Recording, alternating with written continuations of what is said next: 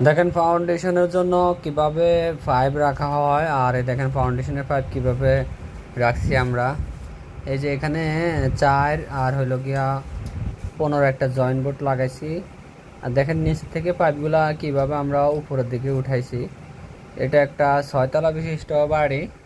তো আমি এটা এখানে কয়টা পাইপ দিছি, কিভাবে পাইপ দিছি সেটা আপনাদেরকে দেখাচ্ছি একটা একটা করে। এই দেখেন উপরের দিকে আমি এই পাইপগুলা দিয়েছি। এই পাইপগুলো হলো 1 ইঞ্চি সাইজ। 1 ইঞ্চি পাইপগুলো দিয়ে আর কি তার ঢুকাইতে সুবিধা হয়। অনেকে 3-4 পাইপ ব্যবহার করে, আমরা আসলে 3-4 পাইপ ব্যবহার করি না ফাউন্ডেশনের পাইপের জন্য। এই দেখেন এই সাইড দিয়ে হলে যে এই আমি এখন 3য় তলায় আছি। এই 3য় তলা যে তারগুলো নামছে, পরে আমি একটা পাইপ একটা পাইপ দিয়ে আলাদা করে নামেছি। এটা হলো 2য় তলা। তো 2য় তলা দেখেন আমি কিভাবে এই সাইডটা অবশ্য প্লাস্টার করে ফেলছে, এর জন্য দেখা যাচ্ছে না। আমি এভাবে পাইপগুলো প্রত্যেকটা তালা কিভাবে পাইপগুলো করলাম সেটা জয়েন করলাম, আপনাদেরকে দেখালাম আর কি, যে পাইপগুলো খালি আছে। আর ফাউন্ডেশনের পাইপ যদি 6 তলা হয়, 6×12 হিসাব অনুযায়ী যদি আপনার এক ইউনিটের জন্য একটা করে পাইপ রাখি আমরা সাধারণত। এটা হলো 4 ইউনিটের বাড়ি, তাহলে 4×4 = 24। আমি আস্তে আস্তে নিচের দিকে পাইপ বেশি রাখছি, আস্তে আস্তে উপর দিকে যত উঠবো তত 2টা করে 3টা করে পাইপ কমে যাবে। আর তাছাড়া এই সাইড দিয়ে যদি অনেকে ইন্টারনেটের লাইন বা ডিশের লাইন, এই লাইনগুলো কিন্তু এই পাইপ দিয়ে উঠানো যায় যদি 2-4টা পাইপ বেশি দেওয়া হয়। অনেকে খুব কমই পাইপ দেয়, তাই আবার 3-4 পাইপ দেয়।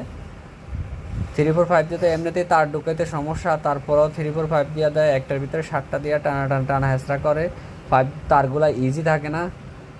আর আমরা এই জন্য একটু 2-একটা পাইপ বেশি দিই যাতে তারগুলা টানতে সুবিধা হয় আর তারগুলো একটু ক্লিয়ার থাকে। তো দেখেন এইভাবে আমি এই যে এটা হলো 2য় তলা, 2য় তলার যে জয়েন্ট বোর্ডটা লাগাইছি তারগুলা কিভাবে পাইপের ভিতরে দিয়ে নামাইছি সেটা আপনাদেরকে দেখাচ্ছি। তারপরে 2য় তলা থেকে যে লাইনগুলো নামছে আর উপর 3 তলা থেকে যে লাইনগুলো, এটা সিঁড়ির নিচে, এতে সিঁড়ির নিচে আমি কিভাবে পাইপগুলা সেটিং করলাম আর তারগুলো আইনা সেটিং করলাম। এখানে আসলে এখনও সাবমিটার দিয়ে সব কিছু চলতেছে, কোনো রকম এখনও ড্রেসিং করা হয় নাই, কেননা এখানে যে মিটারে 3 পেজ নামানোর কথা এখনও 3 পেজ লাইন দেওয়া হয় নাই বিদায় এখানে মাত্র মেইন মিটার আছে 5টা।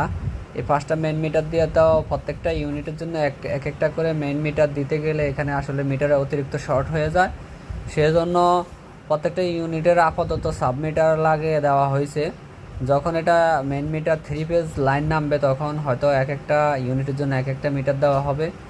আর এই যে মিটার লাগানোর স্পেস খালি আছে, এটার নিচে একটা পিভিসি বোর্ড লাগাই দিব অনেক বড়, 4 ফিট বাই 8 ফিট একটা বোর্ড লাগাই দিব। পরে এটার উপরে সব মিটার সেটিং করব, তখন এই সিঁড়ির নিচে একটা ড্রেসিং করব। ঠিক আছে, তো দেখুন এই ভিডিওটা।